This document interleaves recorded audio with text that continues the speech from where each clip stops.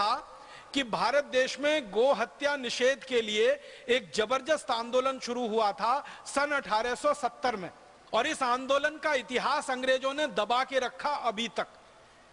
अभी तक अंग्रेजों ने इस आंदोलन का इतिहास दबा के रखा, और हमारे इतिहासकारों ने भी इस बात पर ज्यादा शोध नहीं किया। सन 1870 से लेकर 1894 तक, माने 24 साल इस देश में गो हत्या निषेध का जबरदस्त आंदोलन था। और अंग्रेजों की खुफिया विभाग की एक रिपोर्ट के अनुसार मैं आपसे कहना चाहता हूं, अंग्रेजों के खुफिया अधिकारी का यह कहना था कि 1857 का आंदोलन जितना बड़ा था उससे कई गुना बड़ा यह गो हत्या निषेध का आंदोलन था, जो 1870 में शुरू हुआ और 1894 तक चला। बहुत गौरव से मुझे यह कहना है कि इस आंदोलन की शुरुआत आर्य समाज के लोगों ने की थी, आर्य समाज के कार्यकर्ताओं ने की थी। आप जानते हैं, परम पूजनीय महर्षि दयानंद की शिक्षाओं से प्रेरित और प्रभावित होकर बहुत सारे युवक आजादी के आंदोलन में कूदे थे। परम पूजनीय महर्षि दयानंद से ही प्रभावित होकर बहुत सारे युवक गोरक्षा आंदोलन में और गो हत्या निषेध के आंदोलन में 1870 में कूदे थे। आर्य समाज की स्थापना तो 1875 में हुई, लेकिन आर्य समाज की नींव परम पूजनीय स्वामी दयानंद के कार्यों से पहले ही पड़ चुकी थी। तो 1870 में यह आंदोलन शुरू हुआ। आज जिस स्थान पर हरियाणा है, पहले यह पंजाब हुआ करता था, हरियाणा आजादी के बाद बना है। इस इलाके से यह आंदोलन शुरू हुआ, और अंग्रेजों की खुफिया रिपोर्ट बताती है कि सबसे पहले यह आंदोलन जींद से शुरू हुआ था। जींद एक बड़ी रियासत हुआ करती थी उस जमाने में, वहां से गोरक्षा आंदोलन 1870 में शुरू हुआ। गोरक्षा सभा बनाई गई थी जींद में, उसमें कार्यकर्ताओं ने संकल्प लिया था कि गाय को कटने नहीं देंगे, और जो अंग्रेज गाय काटेगा उस अंग्रेज को हम काटेंगे। ऐसे करके आंदोलन फैला। जींद एक छोटे से स्थान से शुरू हुआ आंदोलन धीरे धीरे संपूर्ण भारत में फैल गया।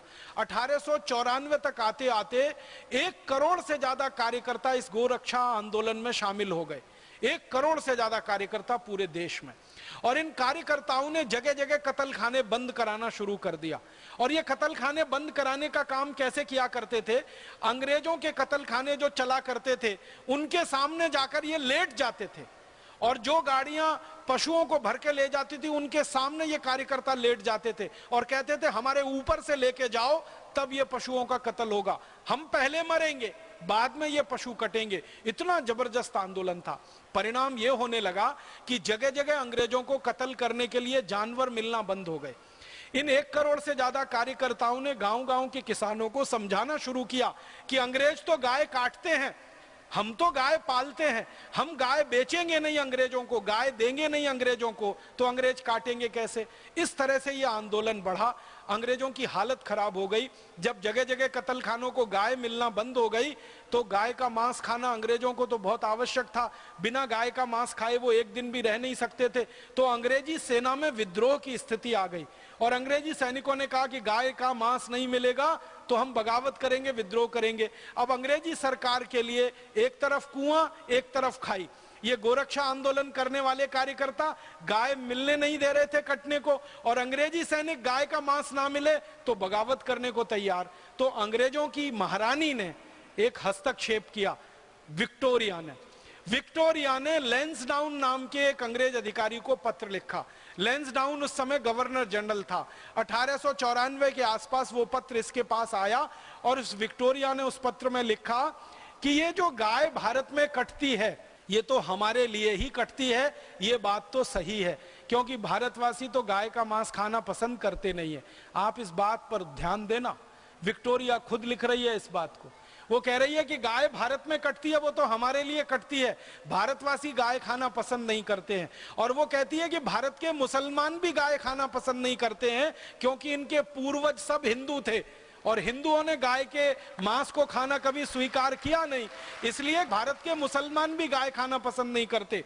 उस पत्र में एक एनेक्स्चर लगा हुआ है जिसमें एक वाक्य है। विक्टोरिया लैंसडाउन को लिख रही है कि मुझे जानकारी मिली है कि कभी किसी मुस्लिम भाई के घर में गलती से गाय का मांस आ गया और जिस बर्तन में वो रख गया और उस मुस्लिम भाई को पता चल गया कि ये गाय का मांस था, तो वो मुस्लिम परिवार उस बर्तन को हमेशा के लिए घर के बाहर फेंक देता है। वो मानते हैं कि ये गलती हुई है, ये भूल हुई है। तो विक्टोरिया लिख रही है पत्र में कि ना तो भारत के मुसलमान गाय का मांस खा रहे हैं, ना हिंदू खा सकते हैं। गाय कट रही है तो अंग्रेजों के लिए कट रही है। अब गोरक्षा आंदोलन जो चल पड़ा है पूरे भारत में, हमको गाय मिलना बंद हो गई है, हमारे कत्ल खाने बंद हो रहे हैं, तो इसका अब एक ही उपाय है। लैंसडाउन को वो कह रही है चिट्ठी में, इसका एक ही उपाय है। क्या उपाय है? लैंसडाउन को वो कह रही है तुम ऐसा करो कि भारत के जो कत्ल खाने अंग्रेजों के लिए चल रहे हैं और मांस अंग्रेजों के लिए पैदा हो रहा है, इन कत्ल खानों में गाय का कत्ल करने के लिए मुसलमानों की भर्ती करो। इस पे ध्यान दीजिएगा वाक्य पे। वो कहती है मुसलमानों की भर्ती करो। इसका माने गाय काटने का काम मुसलमान नहीं, उन कत्ल खानों में अंग्रेज ही करते रहे होंगे। तो अंग्रेजों को हटाकर मुसलमानों की भर्ती करो और हिंदुओं को यह बताओ भारत में कि तुम्हारी गाय मुसलमान काट रहे हैं। तो ये हिंदू और मुसलमान जो मिलकर गोरक्षा के आंदोलन में लड़ रहे हैं, ये आपस में लड़ने लगेंगे और हमारा रास्ता खुल जाएगा और हमारी नीति डिवाइड एंड रूल, बांटो और राज करो, फूट डालो और राज करो, सफल हो जाएगी। और हमारी सेना में भी बगावत नहीं होगी और हमारे सेना के लोगों को मांस भी मिलता रहेगा, कत्ल खाने भी चलते रहेंगे। ये पत्र लिखा उसने लैंसडाउन को।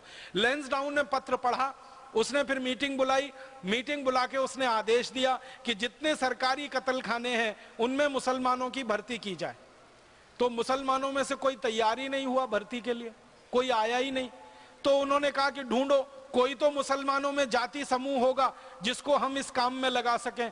तो कुरैशी जाति समूह के मुसलमानों को प्रताड़ित करके, अत्याचार करके, मार पीट के अंग्रेजों ने गाय के कत्ल के काम में लगाया और उनको इतना प्रताड़ित करते थे कि गाय काटो, गाय काटो। फिर होता क्या था कि ये गाय काटते थे कुरैशी समाज के लोग अंग्रेजों के दबाव में आकर। फिर अंग्रेज इसको पूरे देश में प्रचारित करते थे हिंदुओं के बीच में कि देखो तुम्हारी गाय तो मुसलमान काट रहे हैं। तो 1870 से 1894 तक जो आंदोलन चला गोरक्षा का, जिसमें हिंदू मुसलमान दोनों साथ मिलकर गाय को बचाने के लिए लड़ रहे थे। आपको सुनकर ताज्जुब होगा, जींद की जो गोरक्षा समिति 1870 में बनी, उसमें 11 हिंदू थे और 7 मुसलमान थे। 18 लोगों की समिति थी। हर जगह गोरक्षा की समिति में हिंदू मुसलमान साथ में मिलकर काम कर रहे थे। विक्टोरिया ने लैंसडाउन को आदेश देकर मुसलमानों से जबरदस्ती गाय कटवाकर कुरैशी समाज के लोगों को दबाव डालकर एक घृणित काम शुरू किया और सारे देश में यह लहर फैल गई। हिंदू और मुसलमान जो मिलकर गाय को बचा रहे थे, विक्टोरिया की इस पत्र के बाद की जो नीति बनी उसमें हिंदू और मुसलमान आपस में लड़ने लगे। मुसलमानों के बीच में प्रचार किया गया कि कुरैशी को बहिष्कार करो क्योंकि ये गाय काट रहे हैं। हिंदुओं में प्रचार किया कि कुरैशियों को मारो पीटो क्योंकि तुम्हारी गाय काट रहे हैं, और अंग्रेज पूरे सुरक्षित हो गए। 1894 से ये नीति बनी और 1897 में इस नीति ने पूरे देश में एक विस्फोट कर दिया। और पहली बार मुझे ये दुख है कहते हुए कि हिंदू मुसलमान का पहला दंगा 1897 में अंग्रेजों ने कराया। वो इस नीति के तहत कराया ताकि ये हिंदू मुसलमान अलग अलग हो जाएं और इस देश की गाय कटती रहे और अंग्रेजों का शासन सुरक्षित रहे। लैंसडाउन वो खतरनाक अंग्रेज अधिकारी था जिसने हिंदू मुसलमानों को लड़वाया और हिंदुओं को मुसलमानों के खिलाफ, मुसलमानों को हिंदुओं के खिलाफ बरगलाया। ये लैंसडाउन ने कुछ टीम बना रखी थी। आपको सुन के लगेगा कि कितना घृणित आदमी था वो। उसकी टीम के लोग जाते थे और किसी मस्जिद के सामने रात को 2:30-3 बजे सुअर काट के डाल के चले आते थे, लैंसडाउन की टीम के लोग। और सवेरे हल्ला मचता था, देखो हिंदुओं ने सुअर काट के मस्जिद में डाल दिया। फिर लैंसडाउन के लोग जाते थे और किसी मंदिर के सामने गाय को काट के छोड़ के चले आते थे और लैंसडाउन के कर्मचारी प्रचार करते थे, देखो मुसलमानों ने गाय को काट दिया। इस तरीके से दंगा भड़काया और 1897 में जो दंगा भड़का इस देश में, वो दंगा भड़कते भड़कते 1905 तक इतना खतरनाक हो गया कि अंग्रेजों ने हिंदू और मुसलमानों के आधार पर देश का विभाजन करने का तय कर लिया और बंगाल राज्य को पूर्वी बंगाल और पश्चिमी बंगाल में बांट दिया। जिस अंग्रेज अधिकारी लैंसडाउन ने ये विष का बीज बोया हिंदू और मुसलमानों में, उस लैंसडाउन के नाम से इस उत्तराखंड में एक पूरा शहर बसा हुआ है, एक नगर बसा हुआ है, उसका नाम लैंसडाउन है।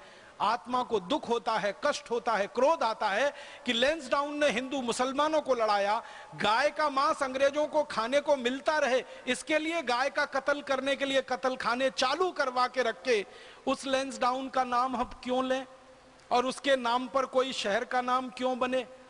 मैं अपील करना चाहता हूं लैंसडाउन की नगर पालिका से, लैंसडाउन की नगर परिषद से, मैं अपील करना चाहता हूं उत्तराखंड के सरकार के मुख्यमंत्री से, उत्तराखंड की सरकार से अपील करना चाहता हूं कि जितनी जल्दी हो ये लैंसडाउन नाम के कलंक को, इस पाप को उत्तराखंड से जितनी जल्दी मिटा दिया जाए उतना अच्छा है।